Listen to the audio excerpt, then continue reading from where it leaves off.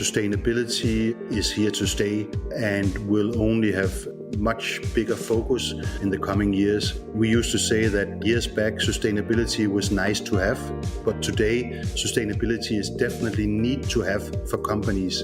Consumers are demanding it, their business partners are demanding it. It's all the way around. Your business must be sustainable.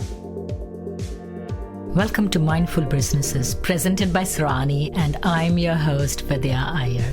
In our podcast, we bring to you brands which are mindful in their practices and processes. A mindful business adopts and employs sustainable social, economic, and environmental practices. Today, we have with us Michael Stousholm, CEO and founder of Sproutworld. Make the world sprout. Michael joins us from Copenhagen, Denmark. Welcome, Michael. And I apologize if I mispronounced your last name. Thank you very much. And no, you did it perfect. So in the business world, pre-COVID, and probably again in the very near future, things look hopeful in general. We will be able to attend in-person conferences, trade shows, events, and we are all guilty of doing this. Picking up branded promotional items, may it be a keychain, a t-shirt, a mug, a pen drive, that we really don't need but definitely want. How large is this branded merchandise industry? Oh, that's a huge business. I mean, in the US alone, it's a $1 billion business every year. It's used by all kinds of companies for their promotions. So it's big. It's very big. I think in the US, it's about 24 billion. That sounds about correct. And probably more or less the same in Europe. And probably again, the same in Asia, for instance. It's a huge business. To define promotional branded merchandise, this is what we get when we go to trade shows. We get the pen with the name of the company or a logo, or we get maybe even a plastic bag to put the seminar materials. And most conferences and even most businesses have to do this to promote their business. And there's really no way of getting around it. I feel that what has contributed to the explosion is the minimum quantities, right? So if I order 200 pens versus 1,000 pens, the price difference is almost half, so I can get pens with my name of, say, Mindful Businesses, with my logo for anywhere from 8 cents to 15 cents. And this has caused an explosion, right? Because I order far more than what I need. That's true. I think the biggest problem with the promotional industry over the past 20, 30 years, whatever, is that it has been all about quantity instead of quality. Companies wanted to reach as many people as possible, and in order to do that, you needed to pay a very low price, which means you often purchase cheap key hangers from China or USB things, or just very cheap t-shirts. But fortunately, over the past few years, it has become very much a focus of companies to purchase more sustainable merchandise, which is of a much higher quality and which makes a much bigger difference to the world. So it makes much more sense to purchase, let's say, 2,000 pieces of something that is sustainably made rather than 10,000 pieces of plastic ball pens. Because the problem with plastic ball pens, for instance, is that we have over the years received so many different plastic ball pens with logos on them. And so what happens is you receive another one, either goes straight to the garbage bin, or you bring it home and it goes into a drawer where you have 100 different logo plastic ball pens already. It just doesn't make any impact on the receiver. What is the impact of all the excess that we consume? It's an enormous amount of plastic, for instance. Let's just take again the plastic ball pen. Every day, 24 million pieces of plastic ball pens are produced and sold all over the world globally. 24 million pieces per day. That's a lot of plastic ball pens that are most likely never being used, just goes to the garbage or being thrown out, adding to the plastic problems we already have around the world. So it's a big problem when companies are going for quantity rather than quality. And also, if I'm a business person, I'm planning an event, I'm going for a trade show, I want it fast, so it needs to be mechanized. And for mechanization, you need the volume. So it's kind of a self-fulfilling proposition towards our goal of being not sustainable. It is. The problem is today we all need the things in a hurry. We're not very good at planning. And that fortunately means it's difficult to get things from, let's say, China, for instance, because that takes long. That makes it a lot better for companies like my own, Sproutworld, that is actually doing production in USA or in Europe, which means we can do very fast deliveries most of the time. People have been talking about plastic straws for now 4 or 5 years and have switched to paper straws. And that is still only, 500 million straws every day. Their impact is probably a little less. I don't want to minimize their impact, but pen has so many different components which can be a pollutant even more than a plastic straw. How come nobody talks about plastic pens? Because you have the ink, which is bad for the environment. You have different kinds of plastic, and then you have a metal often, in the beginning or the end, and maybe some other parts, depending on how cute you want to make it, maybe a rubber sleeve. So how come I haven't heard about the figures that you were just telling me? That's an interesting question. I think one of the reasons why we are talking a lot about plastic straws is that a lot of us has seen a video with I believe it was a sea lion, which had a plastic straw stuck in a nose or something. I think it was a turtle. Sorry, that was a turtle. And that video went viral. Suddenly there was a lot of attention on plastic straws. But in fact, plastic straws these days, I think they're not being used that much anymore. I go to my local sushi restaurants, they serve drinks, and it's paper straws. So in all this, items like the plastic ball pen has been forgotten because it's just something we receive all the time, and then we use it to take notes, and then we throw it out, we forget it, we lose it, whatever. So it's interesting that the plastic straws has gotten so much attention, but the plastic ball pens, people are not aware how many are produced and sold every day. So you're in Denmark. How did you come across this product? There was some research at the MIT labs. Exactly. The Sprout pencil, which is a pencil with a capsule at the end containing seeds, which means you write with your pencil like you normally do. Then you have a stop left, which you would generally throw out. But with the Sprout pencil, instead you plant the stop. You water it the first time you water it, the capsule will dissolve in the soil, in the pot, and the seeds will come out, and you'll be able to grow it like any other plant. It can be a cherry tomato, it can be sunflower, and so on. Originally, it's an idea from 3 young students at MIT in Boston. I came across it when they put it on Kickstarter.com, crowdfunding site.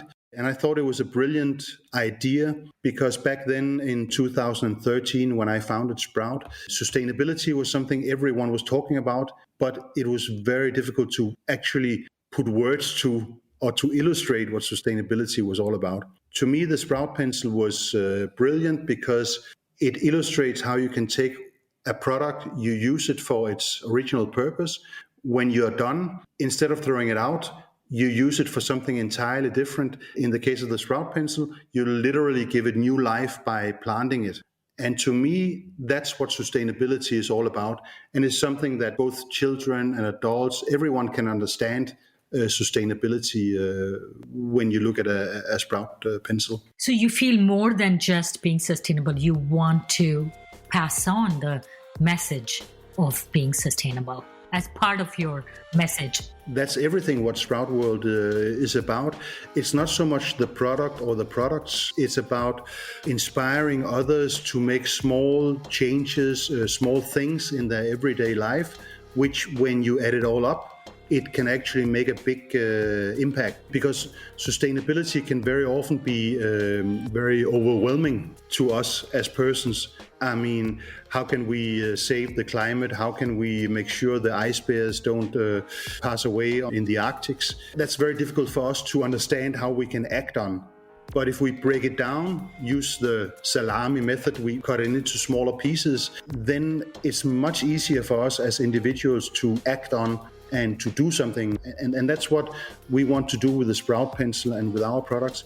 That's to inspire people to make these choices in their everyday life. So what did you do before you started Sproutworld? Did you have another business or a job in which kind of groomed you to this sort of thinking? Yes, originally I started working with Maersk Line, the big shipping line.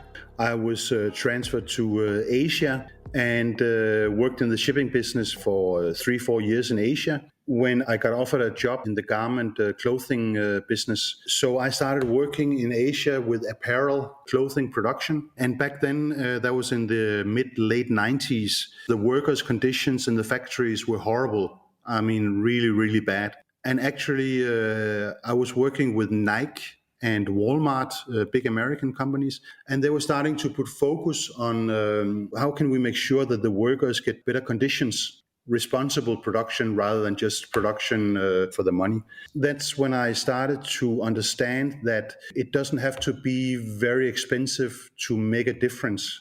I mean, you can actually do responsible production without increasing your cost a lot. It doesn't take that much. And from there, I started learning more about sustainability and how you could do responsible production. And when I returned to Denmark, that was about 10, 12 years ago, I started working with big companies to make them understand how you can actually purchase responsible, you can do your production responsible. And as time moved on, sustainability became a bigger issue for companies. So I started out in the garment textile business, then went on to consulting, and then that's when I encountered the Sprout pencil back in 2013 from the young students. And I actually 1 year later purchased all the rights from them. There's a patent behind the Sprout pencil, as well as the global rights. And everything has been going very fast from there. So what are the products that Sproutworld has? It's first and foremost our Sprout pencil, which is our core product, our hero product.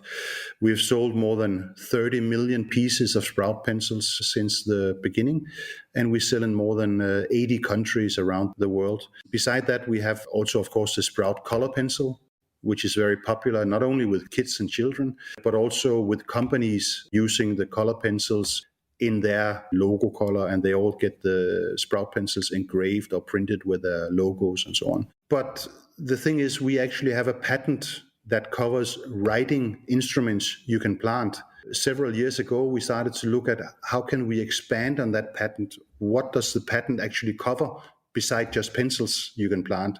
And the company came up with the idea of makeup pencil you can plant. And we've been working on that for several years now. We've been working with all the major cosmetic companies, the major makeup pencil producers. And we're actually launching next month, February, our Sprout Plantable liner, a makeup pencil which is 100% natural, which has a natural formula, and which is allergy certified, and which you can plant. And that's a huge market the makeup pencil is tapping into. So it will be a Sproutworld eyeliner pencil, which is hypoallergenic, or you will be making it for, say, L'Oreal, or still as branded merchandise? That will be not branded merchandise. We're actually launching it under the Sprout brand. So it'll be the Sprout liner, which we will sell under our own brand, but which will also be available for collaborations with large cosmetic companies, for instance. But it will first and foremost be launched under the Sprout brand, which is a trademark also, of course. And that will be tapping into a completely new market, because that's a pure consumer market. And it's a 11, 12 billion pieces a year market at least. It's a huge huge market when we talk about makeup liners. The funny thing is that when we originally had the brainstorm and someone came up with the idea, Sprout is for some reason about 80% female employees and only about 20% male employees. So when we had the brainstorm, one of the female employees said, "Why don't we make a makeup pencil you can plant?" And I said, I think that's a horrible idea. I mean, who's going to buy makeup pencils you can plant? And how many makeup pencils are people actually using? And they were all laughing at me. And one by one, they put their handbags on the table, the meeting table. And the one who had the most makeup pencils in the handbag had 10 different ones. The one with the least had only 3 makeup pencils in her handbag. So I thought I said, okay, I think you have a point. Yeah, you had to retreat really quickly. Exactly. I had to admit that I had absolutely no idea about makeup pencils and the market size. How has the pandemic affected your business? So, for instance, there are no trade shows, everything is virtual. Even if I'm wearing a mask, when I go out, I always do up my eyes, for instance. So do you think the makeup pencil is kind of timely, though you didn't plan it? You were probably planning it way before the pandemic. Yes, indeed. But you are absolutely correct, because even if people do a lot of video meetings nowadays, and probably also after the pandemic, women are using eyeliners on the video. So I think it's very, very timely. I mean, our business, of course, was affected in 2020 because a large part of our business is promotional B2B. And like you said, a lot of events and so on has been postponed until later in 2021. But the point about the Sprout pencil is that we sell in so many different sales channels. And what we've seen is a spike in companies purchasing the Sprout pencil for virtual events, for instance, because they still want to do goodie bags and send goodie bags to their employees or to conference participants. Exactly. We've also seen a lot of companies selling online, or supermarkets doing promotions and so on. They're using Sprout pencils to promote their sustainable agendas. So initially we were hit by the lockdowns around our major markets and companies not really knowing what was going to happen. So 2020 meant that we actually maintained the same revenue as we did in 2019, which, considering everything,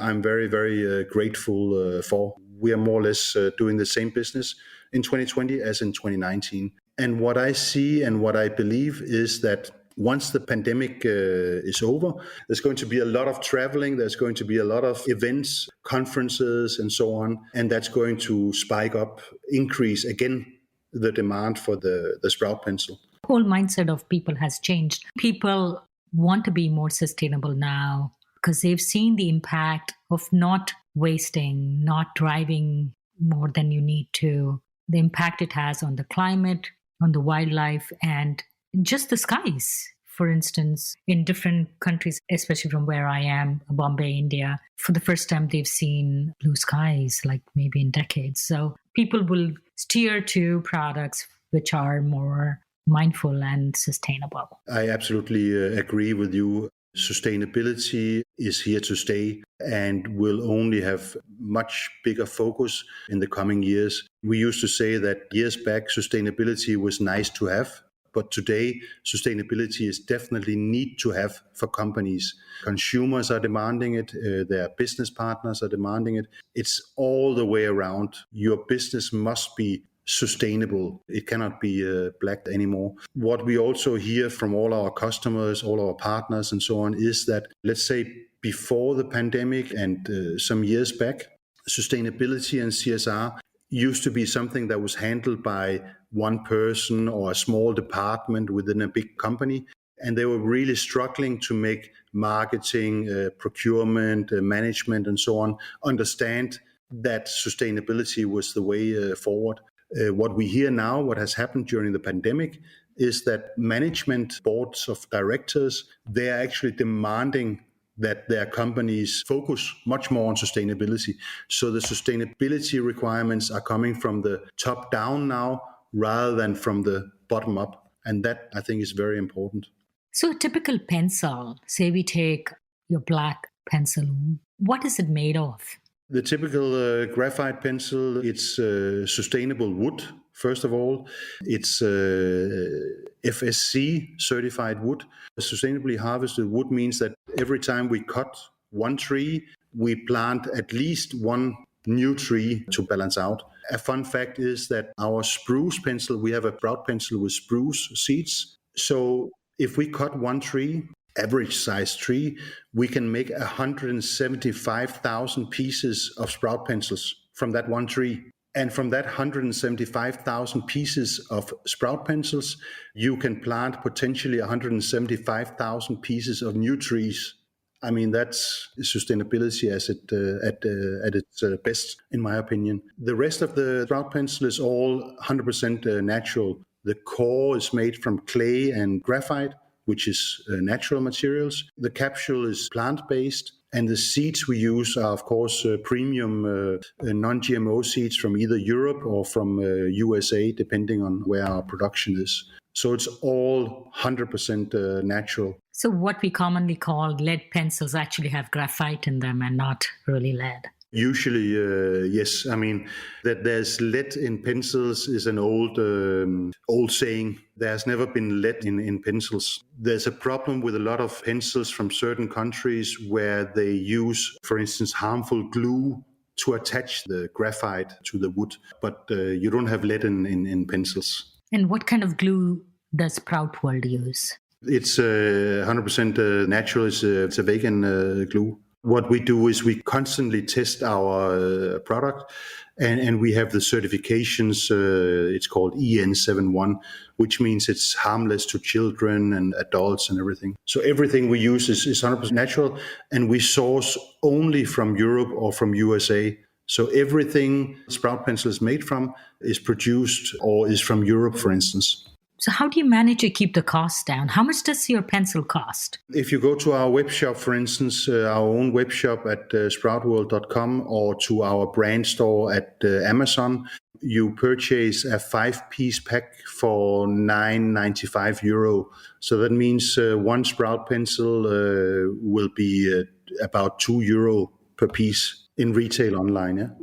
How would you compete with $1 for 10 pencils by other brands? We don't look to standard normal pencils at all. It's a huge market, but that's not our competition. Because if people are looking to just have a pencil, they'll just buy a pencil. What we are selling is the learning, the experience of having something that's sustainable. It's something that a mother can give to her child to teach the child about sustainability, how you can write and color with your Sprout pencil.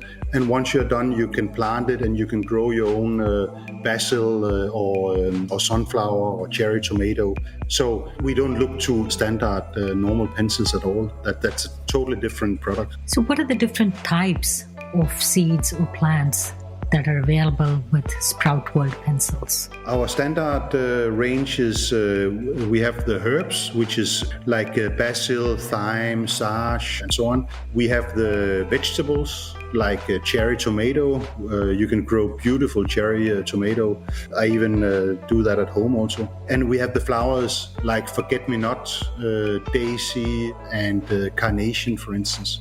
And especially, let's say, forget-me-not flowers are very, very popular, because when we do that for a company, for instance, who doesn't want to give away something that says forget-me-not and is from Disney or is from IKEA or Porsche, for instance, it's a very strong message that you give out merchandise that will grow a forget-me-not flower. So people don't throw it out. They will actually remember that they came from you. Yeah? I love gardening and tending to plants, but what about someone who's not a diligent or attentive gardener? What is the success rate of your seeds? It's very high. First of all, we use premium seeds, which means they're all tested and they have high germination rates, between 60 to 90% germination rate. Seeds are organic things, so of course there can be a seed that doesn't grow, for instance, that can happen. But to counter that, we add a lot of seeds inside each capsule. And we also make sure to use seeds that are easy to grow and seeds that germinate fast.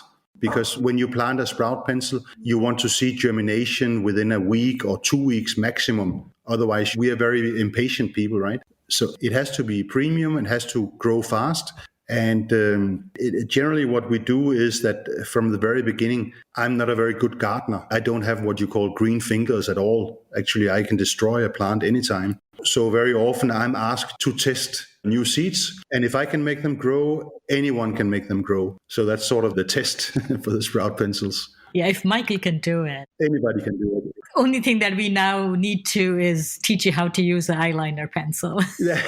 And that's really a funny business because it's a huge business, but it's something that I, as a man, really don't have a clue how to use and or how to do. But the thing about the Sprout eyeliner, that is actually something that I, as a man, would not be afraid to purchase as an everyday gift to my wife, for instance. I would never dare to buy a normal eyeliner. I know I would mess it up, buy the wrong brand or the wrong color or whatever. But with a Sprout eyeliner, I think you will not be able to go wrong, because even if your spouse don't use that particular color or something, she'll still like the gift, because it's a sustainable thing that you can actually plant after use instead of just throwing your liner out. So I think it's something that we men will actually not be afraid to give to our spouses as a gift. Part of sustainability overall, in our whole world, our environment, our earth, is to consume less, right? So how do you balance your business mission of being sustainable and selling promotional, essentially products which I really don't need? How do you balance that mission? And for you also, you need not as much a volume, but you do need a reasonable volume of business to be profitable. How do you kind of juggle those two very contradictory objectives? To me, it's not so much about consuming less, but much more about consuming responsible. And to me, there's a big difference between purchasing 10,000 pieces of plastic ball pens or purchasing, let's say, 4,000 or 5,000 pieces of Sprout pencils. There's a big difference there, because the Sprout pencil doesn't harm the environment in any way. It actually, on the contrary, it's harmless, and it teaches you about sustainability and how you can make a difference to this world. So to me, my business is not contradicting to the fact that we should consume less, because I'm not sure we should consume less. I just think we should consume much more responsible and we should be more conscious about what we are purchasing. And if we purchase and consume more consciously, it will make a big difference to this world. You must have heard of this terminology called swag, stuff we all get. It's an American terminology. I'm not sure if it's used worldwide, where when you go to an event, you get these freebies, the promotional branded material. And I was at an event where people came literally with grocery bags, and they stopped at different booths to collect swags. They didn't even pick up the literature. They didn't even talk to the people at the booth. They would go grab a pen here, grab the pen drive there, grab a ruler, and keep moving on, filling their bags. How do you educate people to not abuse this? And how do we kind of tell people, yes, I'm here as a business. I would like you to take home something that will make you come back to me as a business owner, remind you of my business. It doesn't serve the purpose in the end, right? The business person he thinks he's given out, 1,000 pens, but maybe only 200 are actually people who are interested. So how do we educate the people and the businesses? I think that's coming back very much to the quality before quantity. I'm very much familiar with the term swag, and I think it's a horrible, not only term, but thing, because that's exactly what happens like you describe it. People go to a trade show, they're giving 10 different ball pens with 10 different logos. They get a t-shirt with another logo, they get tons of keychains. And what happens? They come home, they put it in a drawer, never to be used again. To me, if you want to make a real impact and to be remembered, you must go for items that are not only sustainable, of course, but items that people actually want to use. when they come home. And again, of course, I have to use the example of the Sprout pencil. We get a ton of feedback every day from people who purchased online, who received from their customer or partners the Sprout pencil, telling us that they are extremely excited to write with a pencil, to use it, and they cannot wait to write it down so they can plant it and grow the basil or thyme. And that's the kind of swag you want to give to people, the kind of swag that people, they cannot wait to use. And I think when you look at the 90% of the swag you get at American or European trade shows, it's something that is never used once people leave the trade show. And that's a waste of money. I agree totally. It's all about education, and Sproutworld is doing its part, educating the consumers and also giving an alternative, a sustainable alternative to the business owner who wants to give away these promotional merchandises to its potential customers. What are your future products? You said the business should probably pick products which are useful for the potential customers. What are the future products do you think you could? What is very important for me is that there's IP behind our products, meaning there should be patent, trademarks, and generally protection, because I don't want to become a trading company or a reseller of other people's stuff. So when we look at our patent, for instance, just to take the writing instruments you can plant, we have the pencil, now we come up with the eyeliner. The next one that would be covered by our patent also is exactly what we've been talking about today, the plastic ball pen. I want to innovate, to develop a 100% sustainable ball pen, a ball pen that does the same thing as a ball pen does today, but made 100% biodegradable so that you can actually plant it also. My dream is that we develop plantable ball pen. That would be a huge market again to tap into. So you have convinced some big business owners to give out Sproutworld pencils, for instance, Toyota and I think Coca-Cola. Coca-Cola, Disney, IKEA, Porsche, all kinds of big brands, Bulgaria, and so on and so on, yes.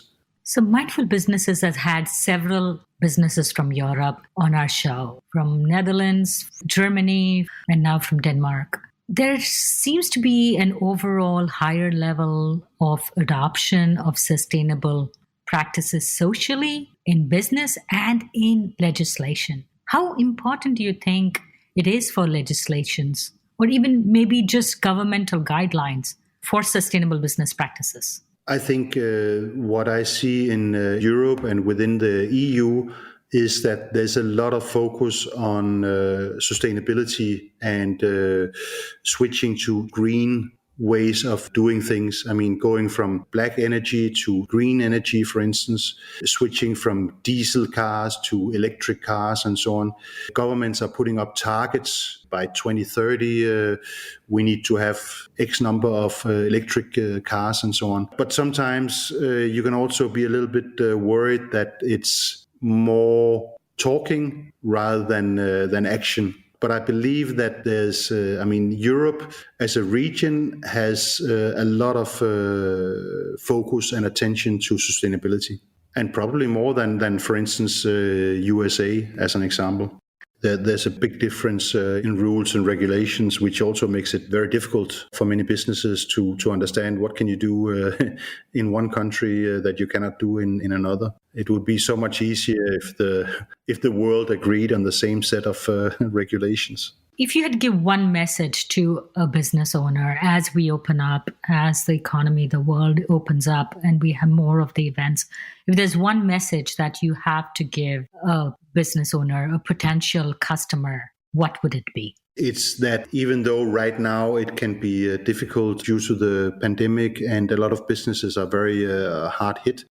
So right now, maybe you are mainly focused on your economy, survival of the business and so on. But looking a little bit further ahead, and still this year also, you cannot get around sustainability. You must look at your business and look very hard at your supply chain, your products, how your products are made and from what materials.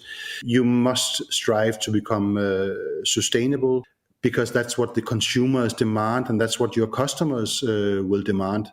We see it more and more. We feel we are 100% sustainable or doing the right things. We still must be documenting and certifying all the things. So no matter what kind of business you are, sustainability must be part of your business. Now, on that positive and hopeful note, thank you very much, Michael Stoutsholm of Sproutworld. He joins us from Copenhagen, Denmark. Thank you very much for having me. It was fun and it was my pleasure. Thank you again. You're listening to Mindful Businesses with Vidya Iyer. If you're a creator of a mindful brand or would like to recommend a mindful brand to be featured on our show, send an email to info@mindfulbusinessespodcast.com. Subscribe and listen to us on your favorite podcast listening app. Remember to rate and review us. To learn more about this and our other episodes, check out our website, mindfulbusinessespodcast.com. If you learned a thing or two on this episode, share it with one friend. This is Vidya Iyer with Mindful Businesses.